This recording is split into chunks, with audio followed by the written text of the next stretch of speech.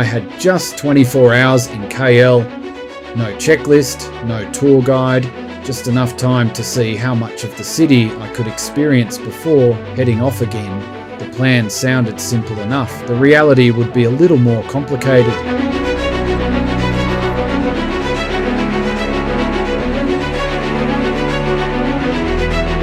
Good morning from Melbourne Airport.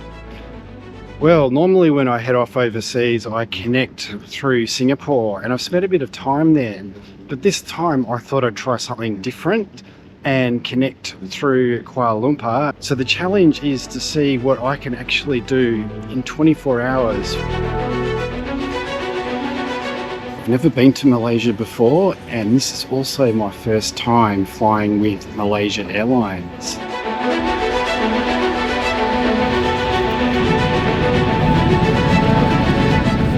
By the time I landed, the clock was already ticking. For business class, it is underneath the center armrest. Just touched down in KL and we've got 24 hours. There's two ways you can get into the city, either by grab or train. I think I'm going to grab it. Just jumped in a grab and we're headed into the city. But I've been told there's a little bit of traffic, so over an hour to get in. The quickest way into the city was a grab. We've just checked into our hotel, Oasia Suites in Kuala Lumpur. After checking into our hotel, there wasn't much time to settle in. I'd booked a 6 p.m. slot at the Petronas Towers. Missed that time slot and the whole schedule would start to unravel. At this point, I wasn't even sure I'd make it there in time. All right, I'm standing outside the Petronas Towers. I've just done the tour. I'll tell you what, it was a bit touch and go about whether I'd get there in time because it got stuck in a bit of KL traffic and it was raining cats and dogs. In fact, I didn't even think I'd be able to see anything by the time we got up there. And even if I made it, there was no guarantee I'd actually see anything through the clouds.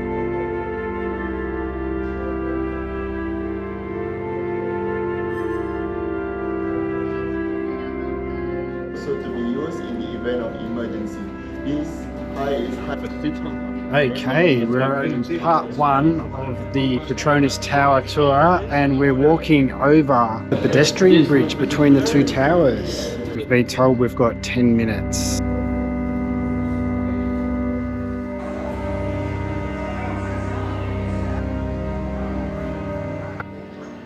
This is definitely the highest building I've ever been up.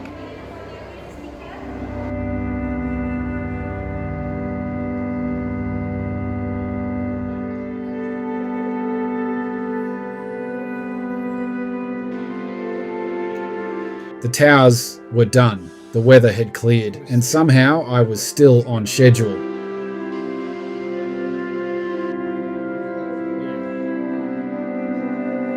The step count was climbing fast, but the night was only just beginning.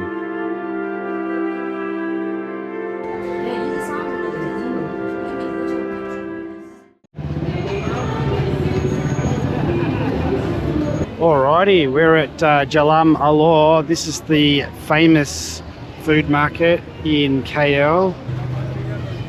We've got lots of durian. This place, it's insane.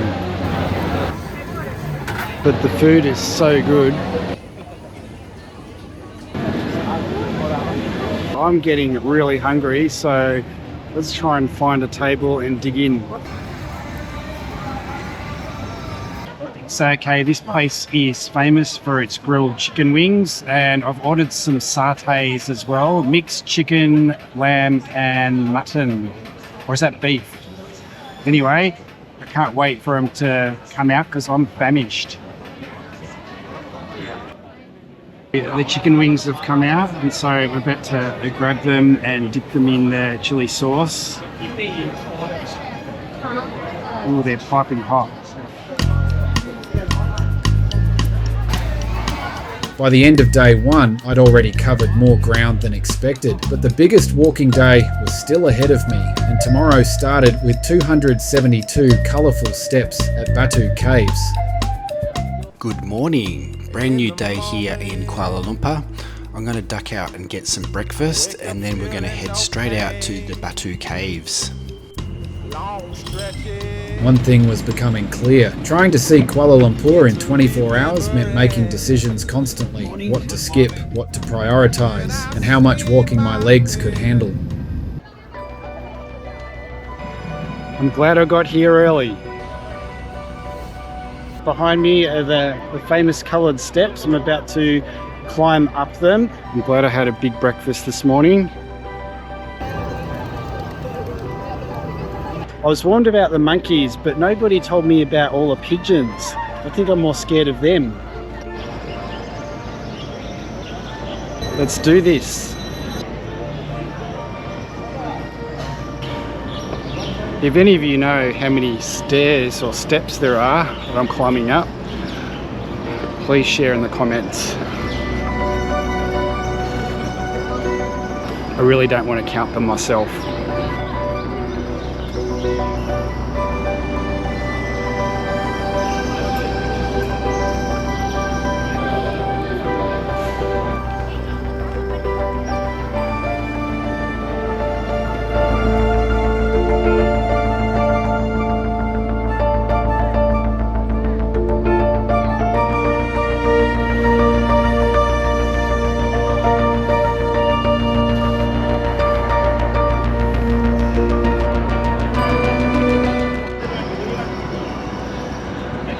The stairs were behind me, the monkeys hadn't stolen anything, and somehow the challenge was still alive, but the step count was starting to add up. One of the advantages of travelling solo is flexibility. If a queue is too long, move on. If you discover something interesting, stay longer. The challenge wasn't just seeing KL, it was doing it without running out of time. Moving on to our next destination, the Eco Forest Canopy Walk. It's about a 10-minute walk from my hotel.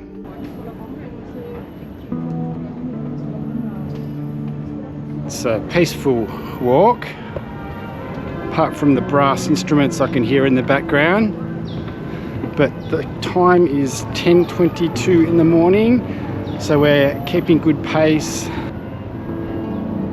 Check out this view.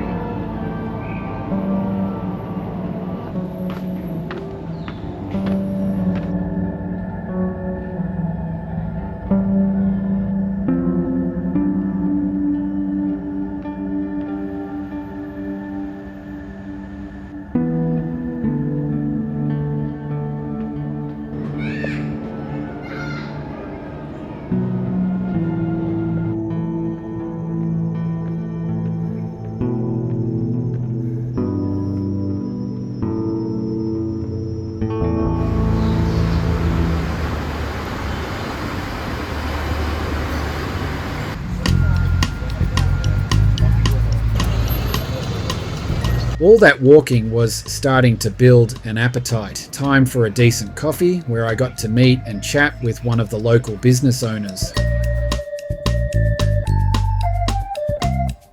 In the moment.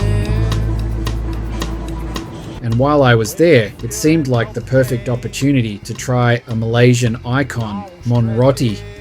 We're just lining up for some Mon Chinese roti. This dish is quite famous. And usually there's much longer queue than what there is at the moment, so my timing is really good. Back in the sheet. Only place I can hide. In the morning, I'm wondering how I'm gonna get through the night. For the first time all trip, I decided to give my feet a break, not because I wanted to, because I needed to. There was still plenty left to see before the clock ran out. I'm going to go and check out a cafe. It's called VCR Cafe. And I've done enough walking today already, so I've decided I'm going to catch the monorail First time catching public transport, so let's see how it goes.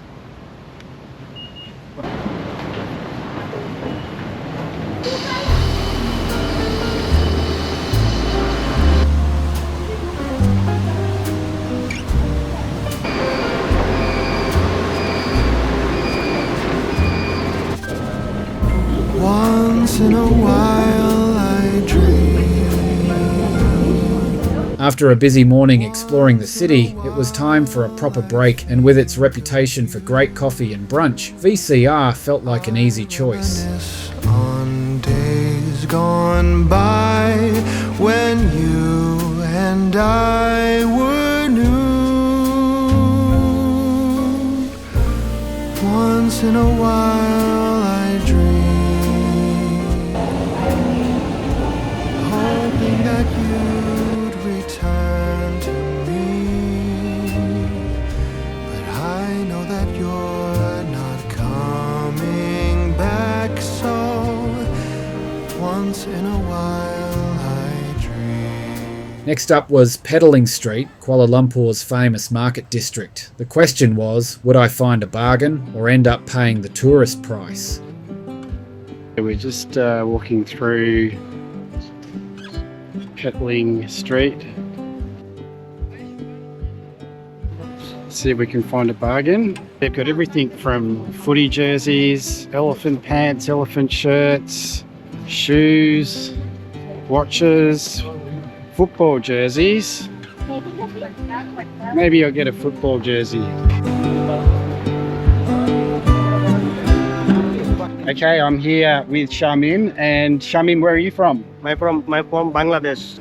And you've got family back home? My mother, my father, my wife, my sister, my daughter, all Bangladesh. And what can we buy? We got football jerseys. Football jersey, sports jersey, like this basket jersey. If you're coming to Peddling Market, come and visit Shamim. He'll look after you. By now, I'd crossed off markets, street food, caves, and city viewpoints, but there was one thing missing: traditional Malay food, and everyone kept pointing me towards Kampung Baru. I will head out to Kampong Baru. I just arrived at Kampong Baru, and I'm going to go and try out nasi lemak wanju. Hello, little friend.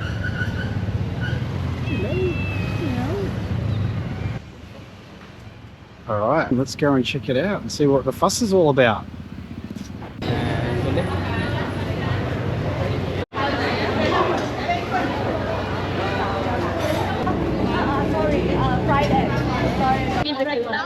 I've got chicken. Yeah.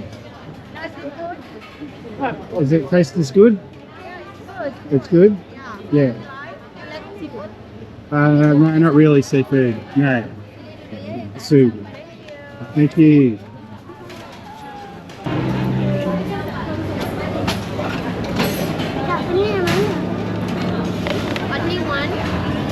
I got myself some chicken rendang, fried chicken, and nasi lemak. It comes with a fried egg. You can get a boiled egg, and I bought myself cold Milo.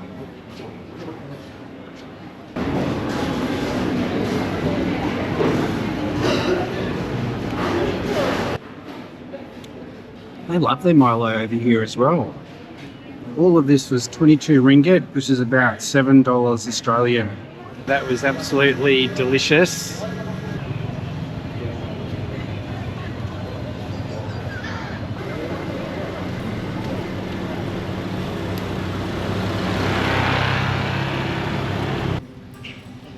Lots of restaurants, a little bit of a low-key Jalan Alor, but a lot more Malay food. Nasi lemak. We're going to head over and find this bridge. It's not sure of the name of it, but it looks pretty spectacular, all lit up.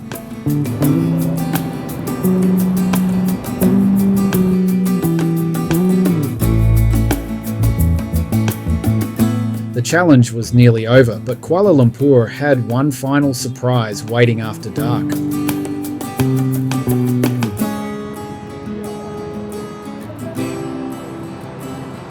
The The finish line was finally in sight. The question now wasn't whether I'd make it, it was where the final step count would land, and whether 24 hours was enough to understand Kuala Lumpur.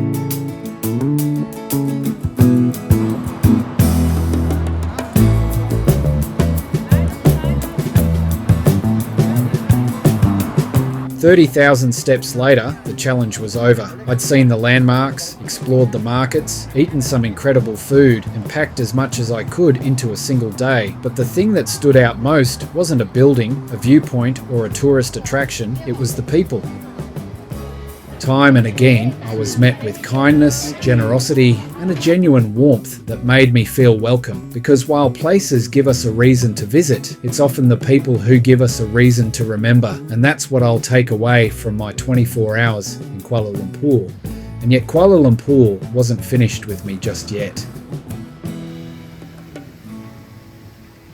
Honestly, this is probably the best spot to actually wrap up our video for today. Thanks so much for watching. If you've ever done a stopover in Kuala Lumpur, I'd love to hear what you prioritised. And if you only had 24 hours here, what would be at the top of your list? Let me know in the comments below.